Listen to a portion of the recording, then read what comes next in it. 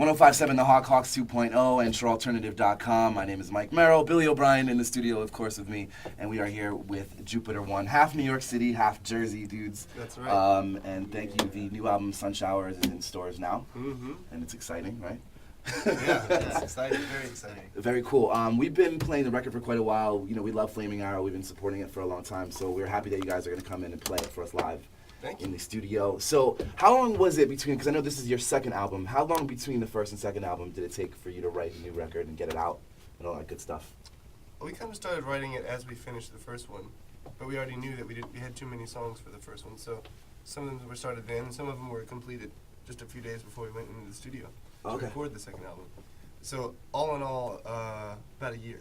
Now, did you have the record done and then Ryko picked it up, or did you record it for them We after the recorded first it. album? Well, the first one we had done. This new one, we recorded for them, graciously. Graciously. It's like every single track seems different. Mm-hmm. I think like, I had something I was talking about before. Like Lights Go Out almost seems like, and I hope you don't take this offensively, but almost like a Foo Fighters track in a way. Oh, yeah. And then Flaming Foo Fighters Arrow. are famous. So They I are, wouldn't so take that's a that. good thing.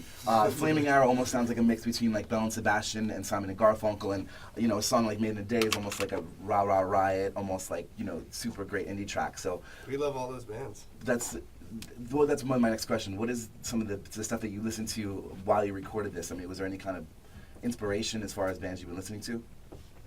What would y'all say? I don't know, I mean, we listened to a lot of like stuff, like old stuff. I think that kind of turned out on this album. Like we love stuff like ELO and Pink Floyd and like, the Police and just anything that's just all about drums and bass and guitars and just raw and stuff. if you listen to Low, like for example, that album, that Bowie album, I mean, it starts with crazy, wild, funny, popish, weird, deconstructed song, and then there's like funky stuff, and then there's like synthesizer orchestras, and like I would call that a pretty diverse album, but it's also one of my favorites. And Stevie Wonder, like Talking Book, he's got like the bossa nova thing in the beginning, and he's got this funky clavinet thing. It's like You don't know where it's gonna go when I you think start it. all the albums that I think all of us are most entertained by are extremely diverse. At that time, I think we were really getting into the band stuff too. Yeah, the band Like was right, that's when we started. The band is getting amazing. the pinnacle of that. Totally. And we always use Flaming Lips as inspiration too. Totally. Our engineer Chris Rubando had brought in a DVD. What was that called? It was about the band, Yeah. Yeah. What was the name Oh, of that? that's The the last Last Yeah. waltz. Oh no, not the Last No? Waltz. It was in It the was like Woodstock. There was or it was also- in oh, at Big the Pink. Big Pink and stuff. It was like a documentary kind of thing. Right. Okay. So we would watch that on the monitors in the control room in between takes and shit. That's so it was- awesome. Yeah. That's actually really cool. One thing I noticed is from the first record, it's really progressive, kind of spacey, Mm-hmm. and it's really, really cool. And then the evolution to this next record, there's a lot more acoustic guitars and stuff like that, and a lot more folk-based songs. And now, is there like, there was only, I guess, not even a year in between the first record and this record, Yeah. and the evolution of that, what brought that on? I mean, I think it was always like it wasn't a real conscious effort. The kind of sound, the '70s sound that we went for, just kind of ended up that way. But it was always basically about the songs, whatever served the songs. Yeah. Plus, we already did that on the first one, so now we can do something different. That's awesome. So I also noticed while reading something about you guys mentioned yacht rock, which is one of my favorite. Like honestly, I've like turned people onto it all the time. I'm obsessed with it, and I wasn't necessarily obsessed with like any of that music until I saw that, and then I'm like, wow, Michael McDonald rules, Yeah. Kenny Loggins Yeah. rules, and it's. Well, that's funny because like there's so much of that music is great now. Like oh man, that's a great melody. I love it. Exactly. And it's listenable because it's totally socially decontextualized, kind of like people back then that would have turned their nose up at it.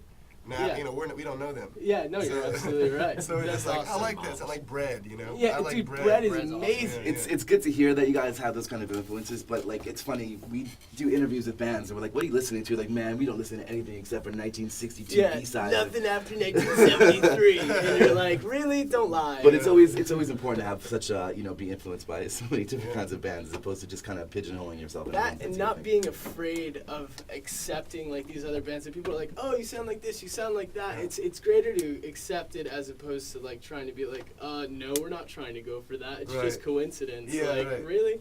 Yeah. So you guys have been on tour with Regina Spektor. and now you're taking a couple of days off. By the time this actually airs, you will be going back on the road with her. So, what's that tour been like? I know this is one of your first big supporting tours. Yep. We have roadies now. You do. That's right. So you don't have to set up your own gear, do you? We still have to set it up, but we don't have to carry it Carry so it. far. So far. You know. The roadies actually don't work for us, they work for the club, but Yeah. we pretend like they work for us. And we make up nicknames for them. Do you really? Yeah, you guys were talking how you basically make up nicknames for everything. Could you Yeah. could you kind of give a rhyme and reason to that? We live in a very confined space for hours and hours at a time, all day, every day. And so we let our imaginations run wild. And it turns out that it's not very far that they run. They just name everything. Is this your first CMJ experience, or you guys are New York guys, so you probably played it before, right? Yeah, we've done a few. Cool. I've done a couple CMJ thingies. We did one last year at the Delancey, and I wore a horse's head for the whole show. And it was really Sweaty. hot. Yeah, I can It imagine. was just disgusting. But I couldn't. Once you go there, you gotta just dedicate yourself. You can't take the horse head off midway through. You don't want people to think he's an actual human being. Yeah, so, because this is like a real legit horse head, man. It looked like a horse was playing. For 45 minutes. That's awesome. Who does a lot of the writing? Well, for the first one, Kay and I write separately. But the first one was about evenly split. I did a few more on the new one. Okay. Kay just writes a little slower, but his stuff is always great.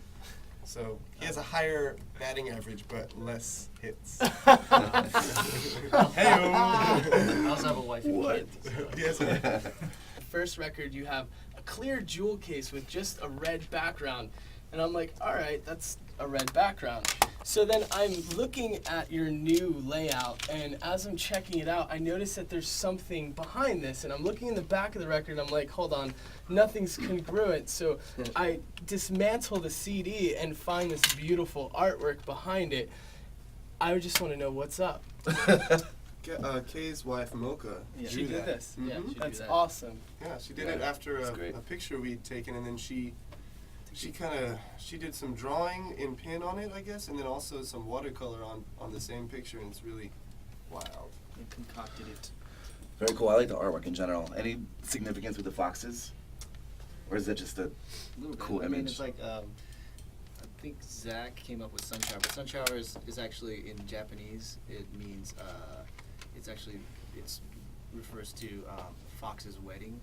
So it's kind of like a magical time when foxes get married. Foxes are like mystical and they're kind of tricky. Right. So it's only during a sun shower that they get married. Ah. And if you see it, you're basically condemned to death. Like it's from this Kurosawa movie. I don't know That's if you guys ever seen that. unbelievable. Wow, that's that's crazy. really cool. Yeah, I've never heard And there's that. a lot of movie references too. I mean, are you guys all movie buffs or what? I love to see movies. I don't know all the, foreign films and all that, but like that's my favorite thing to do when we're not playing music or Go see hanging out. movies. Just go see movies. I Yeah. like to sit and stare at a big screen. Sure. It's the only Many time I times. can forget What's going on around me. Anything It's the that can only let you time. detach. Yeah. Right. I noticed there's a reference to High Plains Drifter. You Mhm. wrote that. Could you tell me a little bit about it? Because there's also a Greek reference there as well. Yeah, well, I don't know how much of it I should give away because it was just a matter of confluence, whatever that word I'm looking for is.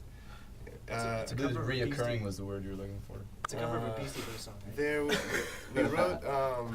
we wrote this song that I had laying around parts of for a long, long time, and then Dave and Pat started playing a very strange beat that sounded. Pat just said, "Man, this is like High Plains Drifter stuff." Totally. And, Badass. so then we finished, kind of finished the words and the music after it had been named, and I'm just really interested in that whole oracle thing Yeah. in Delphi or whatever, and I read somewhere that they discovered that contemporary accounts talk about this when they visit it, they talk about this gas that smells sweet.